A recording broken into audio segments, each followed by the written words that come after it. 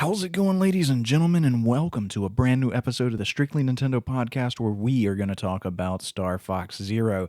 This is a game that I have been psyched for since it was announced. I couldn't wait for it to come out, and the day it came out, I had my copy at home waiting for me. So when I got off work, I had a great weekend ahead of me.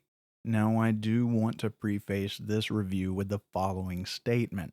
We should all know by now that Zero is a reimagining of Star Fox 64. So if you're looking for a new Star Fox experience, Zero may not be the right game for you. However, if you're looking for that classic, nostalgic SNES N64 era Star Fox, but improved upon and brought to the modern day with updated graphics, audio, and new mechanics, then Zero could be right up your alley.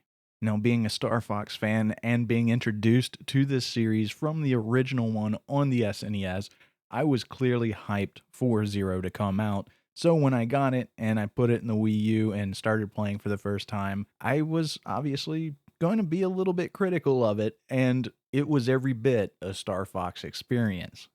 Graphically, the game looks beautiful. I always kind of see Star Fox as like a graphic novel kind of thing. And the feel of the game kind of lends itself to that. It's not cartoony or anything like that. It feels like you're in the Star Fox universe. It offers a lot of different environments to experience, and the color palettes fit those environments and the atmospheres that those environments are meant to give off. I mean, the game opens up with Corneria, a classic level, and it's gorgeous. All the colors are nice, bright, popping. It just really has this very alive feel to it that immediately pulls you in. And then later on in the game, you return to Corneria and it's at dusk. And there's more oranges, there's more warm tones, and it really changes the environment of that scenery. And it's something that's a nice surprise, even if it's a very small kind of detail. It's something that just changed up the entire feel of that level and brought a smile to my face. Now, I'm not sure of the exact role that Platinum played in this game, but there are elements to the graphics of Star Fox Zero that makes me feel like they had a role in that, because if you look at it, it has kind of that platinum polish, that platinum sheen. You can tell it in the design and the look and overall feel of the Great Fox, as well as look at Fox's or the other characters' jackets. There's just like this feel that almost is reminiscent of the Wonderful 101. Now, something that some people may disagree with me on is, I actually like the simplicity of a lot of the animations. They kind of, to me, lend to that classic Star Fox experience, like at the beginning of a level when you're being briefed by General Pepper and you have Fox over here communicating together back and forth. The animations between the characters are very, very simplistic. And I think it's something that, really lent itself to giving that feel, that life of being a Star Fox experience. Now, I do want to note that I have run into some frame rate issues. For the most part, the game's pretty solid and fluid. I'm sure it's, dipping here and there between 60 and 40 like we saw in the Digital Foundry video, but overall it feels nice and smooth and fluid.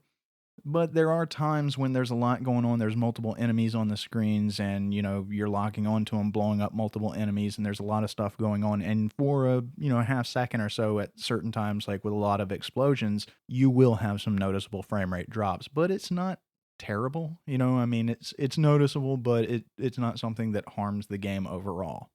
And then looking on, we come to the audio, and I think the audio is great. It's clean, it's detailed, it's clear. The music fits the environments and adds to the experience. The sound effects are solid, and I really like the fact that the communication between you and your teammates comes through the speakers of the gamepad.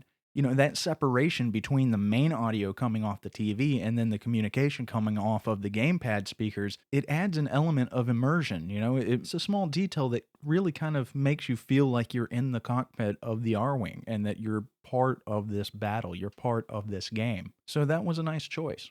And of course, now we get to the most controversial, so to speak, element of the game, which is the controls. And I love them. I love the controls. They're responsive, they're fluid, they react. It's tight. It's every bit of that polished control that you expect from a Nintendo game.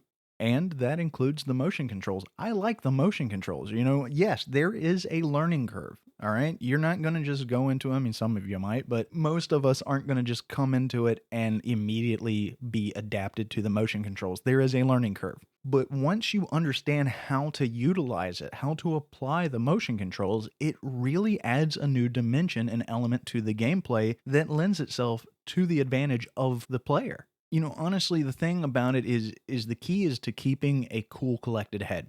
All right. There were times that later on in the game, even after I felt comfortable with the controls, there would be a level where, I started to get frustrated and I felt like the controls were hindering me. But in reality, what I was doing was I was letting the complexity of the level, the multitasking elements and the challenge get to me. And once cooler heads prevail and you stay focused and you start utilizing the controls properly, it actually comes to your advantage and makes the overall levels a lot easier to accomplish. And that's true of all of the tools available to you in this game. I mean, there's going to be times where you're playing a level and you're trying to multitask and get something accomplished. And when you remember that you can convert the Arwing into the walker, and that walker is going to give you a different point of view, a tactical advantage, allowing you to accomplish that task much quicker, and then converting back to the Arwing and moving on to your second task. These are the things that you have to, this is the kind of thing about the game that you have to understand, that you have certain tools, the motion controls, the Arwing turning into the walker, the Landmaster and its ability to fly for short periods of time, the gyrocopter and the little robot that you drop down that can grab bombs or hack into systems for you. These are all elements that you have to constantly be aware that are at your fingertips. And you have to be quick enough to utilize these tools properly.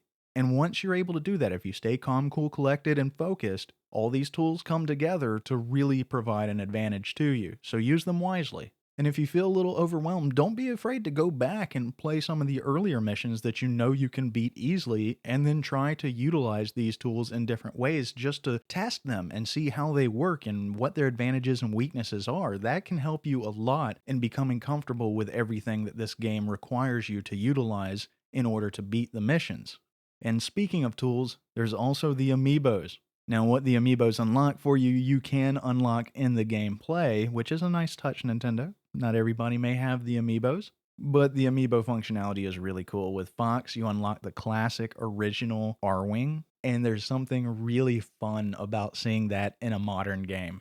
And not only the fact that you get the original Arwing, but so do your squad mates. Plus, it adds in the classic sound effects, and on the Corneria levels, it brings back the original theme songs, and that's just a real cool nostalgic touch that I appreciated. Then you get to the Falco Amiibo, and it unlocks the black and red Arwing. And this thing's a beast. Yes, it takes a lot more damage, and it's easier to be killed in a mission. So that's an element that makes sure that you have to bring your A game. But the advantage is the lasers are stronger, and you can lock on to multiple targets with a charge up, and it really plays to a big advantage, especially on some of the more chaotic levels when you're in outer space and there are a ton of enemies.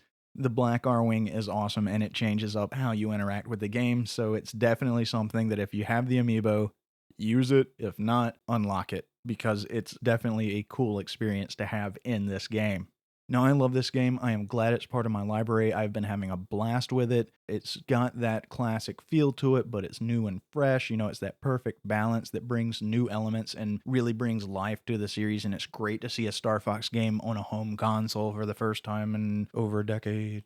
But it's not something that I would recommend be your first Star Fox experience. If you haven't played a Star Fox game before, I would say for the motion controls itself, it's probably not the best experience to have as your first Star Fox experience. I would highly recommend, if you have a 3DS, getting Star Fox 64 3D. If you have a local retro store, pick up an N64 and Star Fox 64. Or if you still have your Wii or a GameCube, get a copy of Assault, something that has more of that traditional original feel, and let that be your first experience. Then once you've had that experience, then come over to Zero. And I think with having that traditional experience and then coming into the new one and seeing how it's evolved and then seeing how the motion controls function and getting used to utilizing those functions, then you'll have a really solid experience. But for those of us who have been gaming Star Fox games for a while, hands down, I think this is a must own. I absolutely love it. It's just another example of Nintendo knocking it out of the park, and you get all these beautiful glimpses of Platinum's touches throughout the game.